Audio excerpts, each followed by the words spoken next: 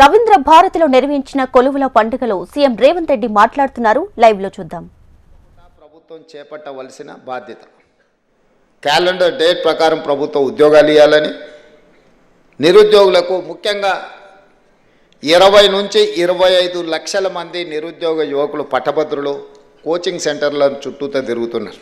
అదే దిల్సుఖ్ నగర్ కావచ్చు, అశోక్ నగర్ కావచ్చు, అమీర్పేట్ చౌరస్తా కావచ్చు, ఇతర ప్రాంతాలలో జూన్ 2, 2014 నాడు తెలంగాణ రాష్ట్రం ఏర్పడ్డ తర్వాత కొలువుల కోసమే కొట్లాడి తెచ్చుకున్న తెలంగాణలో ఆ ప్రభుత్వం ఖాళీలను అన్నిటిని భర్తీ చేసి ఒక విశ్వాసాన్ని కల్పించడమే కాకుండా మీ ఆత్మస్థైర్యాన్ని పెంచడానికి పనిచేస్తుందని మీరందరూ ఆశించారు.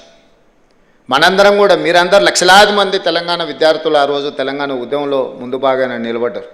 నాకు బాగా గుర్తుంది, 2011 గ్రూప్ 1 నోటిఫికేషన్ పరీక్షలు ఉద్యమం సందర్భంలో ఉమ్మడి రాష్ట్రంలో నిర్వహిస్తే వేలాది మంది విద్యార్థులు పరీక్షలు హాజరవ్వకుండా తమ హాల్ టికెట్లను చించేసి గ్రూప్ 1 ఉద్యోగాలు మేము హాజరవ్వము, మా తెలంగాణ రాష్ట్రం వచ్చిన తర్వాత మేమే పరీక్షలు పెట్టుకుంటాం, మా నియామకాలు మేము చేపట్టుకుంటాం,